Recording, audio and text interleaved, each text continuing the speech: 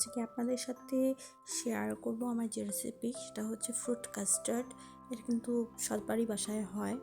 তো এর জন্য আমি আমার ফ্রিজের যে দুধ ছিল সেই দুধটুকু দিয়ে জাল করে নিচ্ছি।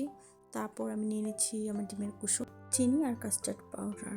তারপর আমার দুধটুকু জাল দেওয়া শেষ, বলক কিনে আমি এটাকে একটু ঘন করে নিয়েছি। তারপর ঠান্ডা হতে রেখে দিয়েছি। এর মধ্যে আমার ডিমের কুসুমটাকে আমি একটু ফেটে নিচ্ছি। ডিমের কুসুম ছাড়াও করা যায়, আমি সেই রেসিপিটাও আপনাদের সাথে শেয়ার। দুধটাকে আমি ঠান্ডা করে নিয়েছিলাম। তারপর একটু কাস্টার্ড পাউডারের মধ্যে আমি ঠান্ডা করে একটু দুধ, তারপর যে ডিমের কুসুমের মধ্যে একটু দুধ নিয়ে ভালো করে মিক্সড করে আমি রেখেছিলাম। তো এ পর্যায়ে আমি চুলায় আমার দুধ দিয়ে দিয়েছিলাম। দুধ দেওয়ার পরে আমি সেই আমার উপকরণগুলো মিক্সড করে এখন আমি নাড়ছি, আপনাদের সাথে শেয়ার করছি। আমি কিন্তু চিনি অ্যাড করেছিলাম, সেটাও আমি বলে দিচ্ছি। আপনারা ফ্রুট কাস্টার্ড কিন্তু মানে বাচ্চাদেরও কিন্তু খুব ফেভারিট, আমার ছেলেরও অনেক ফেভারিট, আমার ভাইও অনেক পছন্দ করে আমার হাতে। তো ওর জন্যই বানানো। এই দেখুন আমি নাড়ছি, এই যে ঘন হয়ে একটু একটু আসছে। তো দেখুন এই যে আমি নাড়ছি, ঘন হওয়া পর্যন্ত আমি ওয়েট করতেছি, না হলে তো মজা লাগবে, একটু গ্রেভি না হলে আমার কাছে কেন জানি জমে না ফ্রুট কাস্টার্ডটা। তো আমার প্রয়োজন মতো আমি আমার চিনি দেওয়া শেষ। আমি এখানে আমি নেড়েই যাচ্ছি যে আমার এটা ঘন হয়ে আসা পর্যন্ত ওয়েট করছি।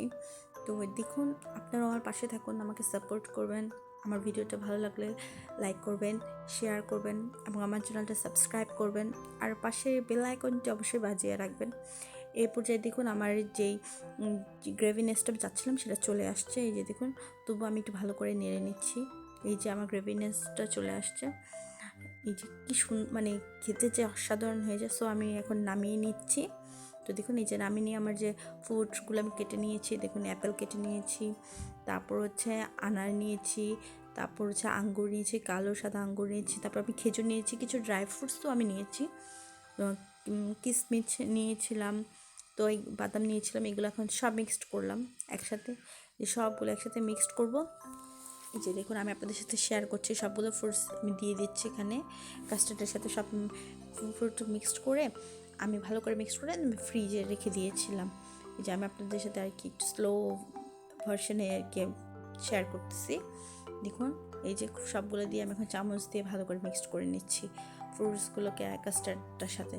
তো আমার মিক্সড করার শেষে আমি আপনাদের সাথে শেয়ার করব যে আমার ফ্রিজ থেকে নামিয়ে আনার পরের কেমন হয়েছিল, সেটা অবশ্যই আমি আপনাদের সাথে শেয়ার করব। তো সঙ্গে থাকুন, দেখতে থাকুন। এই যে ভালো করে নেড়ে নিচ্ছি।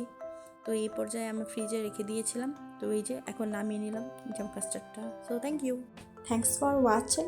লাইক, শেয়ার এবং সাবস্ক্রাইব করে পাশে থাকবেন। Thank you.